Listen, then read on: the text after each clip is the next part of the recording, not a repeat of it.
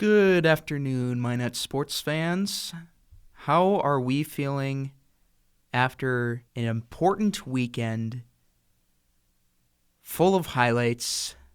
This past weekend was critical, and you guys will find out why in a second here. But first, I'd like to welcome you guys into episode 29.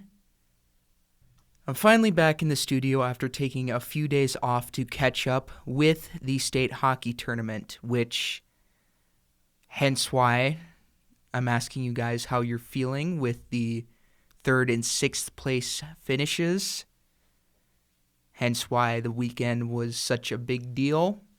And indeed, it was a busy weekend. But before we get into that, a reminder that the Minot Sports Podcast is a production of KMSU TV and Radio, sponsored by Joshua Strong Photography and MSU Red and Green. So, Minot sports fans, how are we feeling after a 3rd and 6th place finish for the Minot High girls and boys hockey teams? Let's dive into how this happened.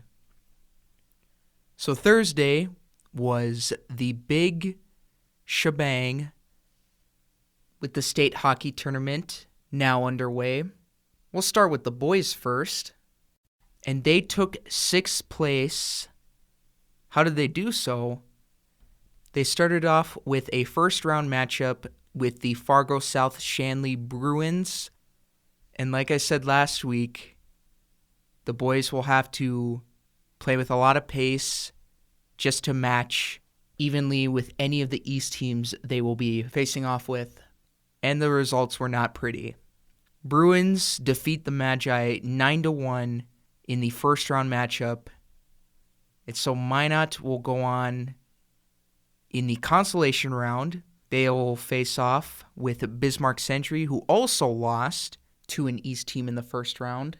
Their game ended up with a victory for Fargo Davies, winning 6-0. So Century recording not even a single goal. And so this one was going to be a little bit more even, with Minot taking the season series 2-0. There were some fairly close games between these two. 2-1 the first meeting, 3-0 the second time around. But with this being the state hockey tournament, there could have been different results. Because with this tourney, it's a whole new animal. Teams are going to up their momentum, try to find as much confidence as possible. And so Century was no guarantee for Minot. So in the consolation round, Minot, having trouble during the game, finding themselves down 2-0, find a way to tie it at 2-2. Regulation was not enough. And with overtime not enough to secure a winner, they took it all the way to a shootout where Minot will score enough goals and Trey Swartland will make enough saves to give Minot that extra push. They beat the Century Patriots 3-2, and they will move on to the Consolation Championship, where they will end up losing to the Jamestown Blue Jays 4-3. And it's been kind of a rebound year for Jamestown, having beaten Bismarck High, who beat Minot in the regional tournament. They beat Bismarck High to get to the Consolation Championship versus Minot. And so with that, after Minot High lost to Fargo South Shanley, the highest they could finish was 5th place. They got to the Consolation Championship, lost that one, so they will get 6th place. Jamestown 5th, the highest West team to finish in the state hockey tournament. All East teams ended up all in the semifinals. So an East team was guaranteed to win the state hockey tournament this year. That ended up being the Grand Forks Red River Rough Riders. As for Minot, how do you guys feel about this finish for the boys. I'll say this. For them to get a third day in the state hockey tournament to extend their season by a game, it's very reassuring, especially with the seniors. You never know when your last game is coming, because last year Minot did not get a third day in the state tournament. But to get a third game this time around, knowing your last game is coming, take it all in and enjoy it while you got it. And I say, good for the boys to work for that extra game. Meanwhile, for the girls, I mean, just what a finish for them. Underdogs heading into the tournament, and they come out with third place. Ladies, you should be proud of the efforts you put in. Entered in as a 6th seed, going up versus Fargo North-South, the 3rd seed, for their first matchup on Thursday. And Minot with the upset, 3-1. Already that made headlines after not being able to get out of the first round of the state tournament in a while. So their first appearance in the semifinals in a long time.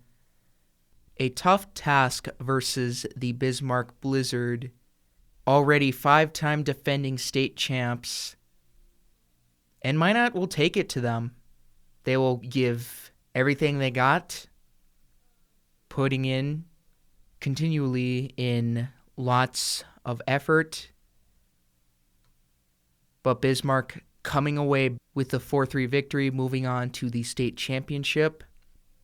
And the Blizzard will, in fact, beat Fargo Davies 2-0 in the championship. They now have a 6-peat on their hands. So for the girls' side, the Blizzard are the state champs. Future MSU Beavers, congrats to Anna German and Riley Ball. They are state champs, and they will have that title entering MSU next year. So congrats, ladies. My apologies if I butchered any names, but hopefully I didn't. But back to Minot. Boy, these games, they don't just get easy for Minot. In the 3rd place game, they're facing a tough Devils Lake team. Maybe not as good as Bismarck, but still a tough opponent nonetheless. And the Majets working hard to come out with the 4-1 victory on Saturday. And that is how Minot, the Majets, get 3rd place. To finish off like that, entering as a 6th seed underdog, the Majets should be proud indeed. Ladies, be proud of your efforts. You definitely put in some great work. And seniors, you are setting up a nice culture for the future Majets coming through the ranks. So congrats on the 3rd place finish. Even just after, like I said, not being able to get out of the first round in years. Nicely done, ladies. That was a fantastic finish. So overall, Magicians finish 6th, 2nd best West team to finish in the state tournament. And the Majets, an impressive one at 3rd. Those are your results for the state hockey tournament. That concludes another high school hockey season. And they will now enter into the off-season. We're training. Of course, players are going to be busy with school and all. But with the East, how much they take hockey seriously, they're probably going to be training already. And so that is it for the state hockey tournament and the high school hockey season. Moving over, in Utah, the MSU Beavers men's hockey team went on the road to face the Utah Utes, where they will take both games in convincing fashion.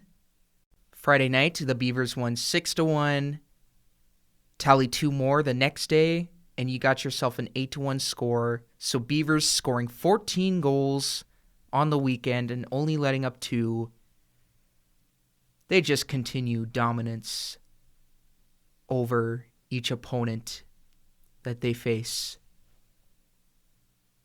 Certain games may be tougher, but nice job for the men's team. Women's hockey for MSU was back here in town at the Mesa, taking on a very peculiar team up from Canada, the Rink Hockey Academy. They have a player that is committed to Minot State women's hockey next year. Shout out to all the MSU women's hockey recruits coming along on this episode. They are a school, I believe. I did some research on them. But they do promote a lot of hockey, so they were down here for 2 games versus your MSU Beavers.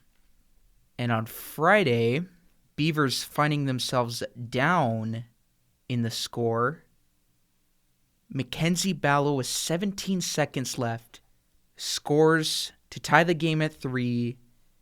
And then in overtime, Sammy Jo Henry scoring the game winner. And an exciting finish, 4-3 final score. Your Beavers take it on Friday. Not as close on Saturday. For senior night, honoring Mackenzie Ballo, Brooke Mead, and Shelby Tornado. Beavers did it for their seniors. They win 6-1 on Saturday. As for you women's hockey seniors of the Minot sports community, as always, thank you for all that you do.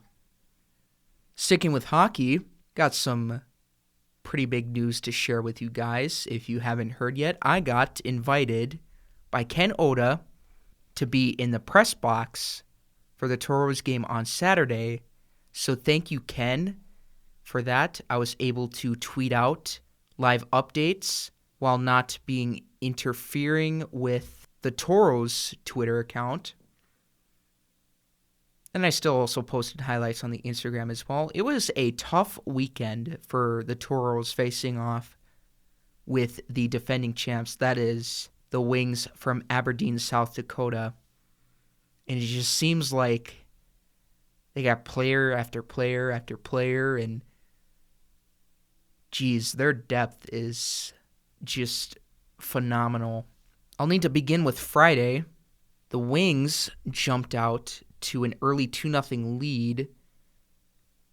That was when Cade Stibbe found the back of the net to make it 2-1 in period 1, and then the Wings will take it back, this time up to 3-1, and the Wings will just take it all from there, minus a goal by Kevin Ness late.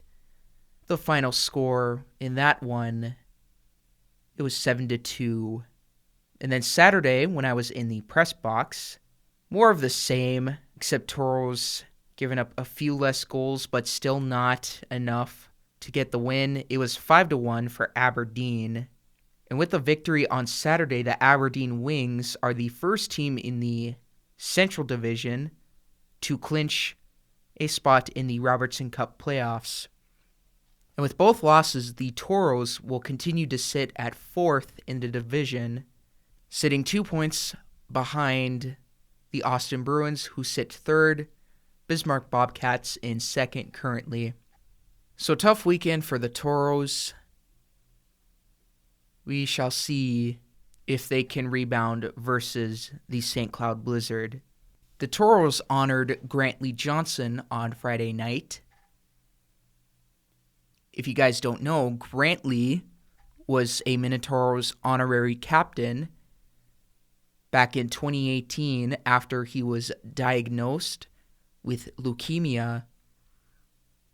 And earlier last month, unfortunately, lost his life. And so in honor of Grantley, the Toros wore these orange jerseys throughout the game and throughout warm-ups too.